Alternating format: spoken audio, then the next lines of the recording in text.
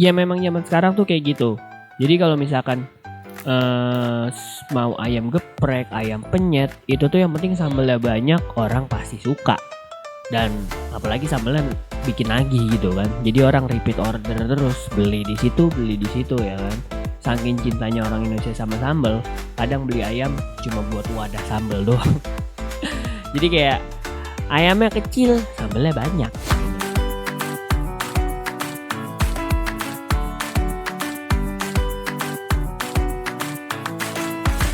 Halo semuanya, balik lagi di Before Eat, podcast yang ngebahas tentang makanan, mulai dari sejarah, ciri, dan sebagainya. Masih bersama Zil Karim di sini. Alright. Akhir-akhir ini gue tuh suka mikir ya, di Indonesia itu ada dua sumber pedes yang paling berbahaya. Yang pertama, sambal level 100 di warung ayam geprek.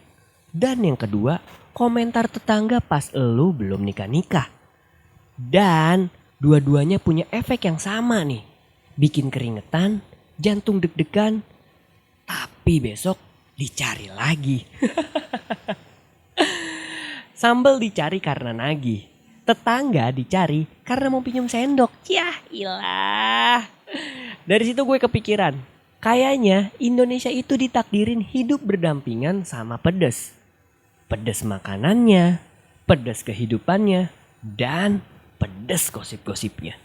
Jadi, menu episode hari ini kita bahas sesuatu yang udah kayak pasangan hidup orang Indonesia, yaitu sambal. Si kecil pedas yang bisa bikin hidup kita lebih berwarna. Atau bikin kita nyesel 5 menit kemudian. Let's go! Jadi gini, kita tuh sering mikir sambal sama dengan cabe. Padahal cabe itu impor cuy.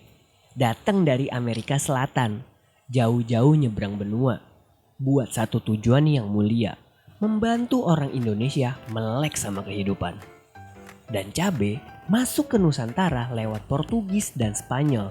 Bayangin, orang Eropa dulu niat banget bawa rempah-rempah, tapi yang paling berhasil bikin dunia berubah justru sebiji cabe rawit. Sebelum cabe masuk, apakah makanan kita hambar? Oh, tentu tidak. Indonesia dari dulu udah pedes karena ada lada, jahe, lengkuas, dan rempah yang kalau digigit bikin kuping berdesing. Nah, cabai masuk ke Indonesia itu kayak seolah-olah tuh, bro, gue ngerti vibe kalian nih. Biar lebih berwarna lagi, gue tambahin. Langsung klik, langsung cocok, langsung kayak jodoh yang udah nunggu dari kehidupan sebelumnya. Pertanyaan besarnya nih, kenapa ya bangsa kita begitu cinta sama rasa pedas? Yang pertama, karena pedas itu legal dan bikin bahagia. Pedas itu alarm bahaya buat otak, tapi tubuh malah mengira, hah, lo makan api? Ya udah nih, gue kasih endorfin. Makanya kita senyum-senyum pas kepedesan. Kayak orang lagi jatuh cinta sama yang salah. Sakit tapi seneng. Yang kedua, cuaca yang tropis jadi makanan cepet basi. Pedas itu juga pengawet alami. Dulu nenek moyang kita pakai sambal buat nyelamatin makanan. Kalau zaman dulu udah ada iklan sambal, mungkin tagline-nya sambal karena kulkas belum ditemukan. Yang ketiga, kompetisi tidak sehat antar manusia. Lu tahu kan tipe orang Indonesia. Ada temen yang bilang, ini sambalnya pedes banget. Otak kita langsung auto menjawab, gue harus coba nih. Padahal hati kayak, lu mau mati bro. Ya itulah unik ya. Dan yang keempat, pedes itu pembuktian harga diri. Ada level-level pedes yang kayak ujian mental. Level 1 untuk pemula.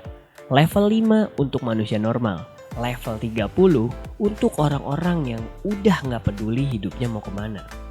Yang bikin Indonesia makin keren, sambal itu beda-beda di tiap daerahnya. Kayak dialek tapi versi makanan. Kalau gak percaya nih ya, gue kasih tahu nih. Yang pertama, sambal terasi. Itu tuh dari Jawa dan Sunda. Ini definisi sambal rumahan. Aromanya kuat. Ada yang bilang amis, ada juga yang bilang wangi masa kecil, tergantung pengalaman hidup. Yang kedua ada sambal matah dari Bali. Ini sambal yang vibes-nya natural but expensive. Mentah, seger, ada serai, ada limau. Kalau sambal bisa punya aura, ini auranya healing. Yang ketiga, sambal dabu-dabu dari Manado. Tomatnya dipotong kasar, warnanya cerah, kayak sambal yang selalu bilang, "Yuk bahagia bareng-bareng." Ciailah, pedesnya nyes bukan nyerang. Yang keempat ada sambal roa. Ini juga dari Manado. Ini sambal yang kayak di karakter film. Tenang di awal, tapi lama-lama menyerang nih. Pedesnya slow burn. Rasanya dalam karena ada ikan roa asap. Yang kelima ada sambal bajak dari Jawa Tengah. Manis pedas, agak oily, wangi bawang. Ini sambal rumahan yang vibes-nya udah makan belum? Sini mama ambilin. Yang keenam sambal cibiuk dari Garut. Warna hijau, ada kemangi, rasanya segar, pedes tapi lembut. Kayak sambal versi soft spoken. Yang ketujuh sambal kecap. Ini tuh sambal kecap udah dibilangnya udah karya Nusantara lah. Ini sambal yang disukai anak kecil tapi juga dicari bapak-bapak kalau mau makan ikan bakar. Karena ini cocok banget sambal kecap pakai cabai bawang dicampur. Bah. Apalagi ikan bakar menunya. Mantep banget sih, best. Dan di Indonesia itu ada ratusan lain sambal ternyata. Dari sambal tempoyak, sambal ganja Aceh, sambal lado mudo Minang, sambal plecing Lombok. Waduh, banyak banget ternyata. Jadi setiap sambal itu punya cerita daerahnya masing-masing. Pedesnya beda-beda dan filosofinya beda-beda. Nanti mungkin ada waktu bakalan kita bahas satu-satu. Tapi kayak kebanyakan gak satu-satu ya. Jadi gue yakin setiap rumah di Indonesia itu punya sambal favorit. Punya sambal warisan keluarga. Punya sambal rahasia ibu. Punya sambal bapak doang yang bisa bikin tuh sambal. Sambal itu personal banget. Karena beda tangan, beda rasa. Kayak misalkan nyokap gue suka bikin sambal. Itu tuh rasanya kayak udah best banget. Tapi giliran gue bikin dengan resep yang sama. Itu tuh rasanya kayak beda. Ya karena ya itu. Beda tangan, beda rasa. Ada hal-hal yang cuma bisa dibuat oleh tangan orang di rumah. Dan itu bikin sambal punya rasa yang emosional. Tapi serunya, sekarang sambal itu makin modern. Ada tambahan beda-beda lagi seperti sambal bawang viral, sambal baby kecombrang, sambal cumi, sambal geprek, sambal kemasan premium yang harganya bisa 120.000 walau isinya pedes doang. Nah, restoran zaman sekarang konsepnya simple. Terserah ayamnya apa, yang penting sambalnya banyak. Ya begitu sih. Ya memang zaman sekarang tuh kayak gitu. Jadi kalau misalkan mau ayam geprek, ayam penyet, itu tuh yang penting sambalnya banyak, orang pasti suka. Dan apalagi sambalnya bikin nagih gitu kan. Jadi orang repeat order terus, beli di situ ya kan. Saking cintanya orang Indonesia sama sambal, kadang beli ayam cuma buat wadah sambal doang. Jadi kayak ayamnya kecil, sambalnya banyak gitu. Jadi kayak nasi, lauknya itu sambal tapi pakai ayam. Nah, gimana dah tuh? Nggak ngerti kan gue juga. Ternyata pedes itu punya filosofi di balik rasanya. Karena sambal itu mengajarkan banyak hal. Yang pertama itu pedes itu sementara, nikmatnya lama. Yang kedua sederhana tapi ngena. Yang ketiga jujur. Kalau pedas ya pedas. Dan yang terakhir nggak perlu mahal buat bikin bahagia. Asik. Kalau dipikir-pikir sambal itu kayak hidup. Kadang pedas, kadang manis, tapi selalu ada rasa yang bikin kita ingat. Jadi mulai hari ini kalau makan sambal, ingat bahwa 1 sendok kecil itu menyimpan sejarah perjalanan dari sebuah benua lain. Terus juga kreativitas di tiap daerah, nostalgia keluarga, dan pelajaran hidup yang sederhana tapi pedas.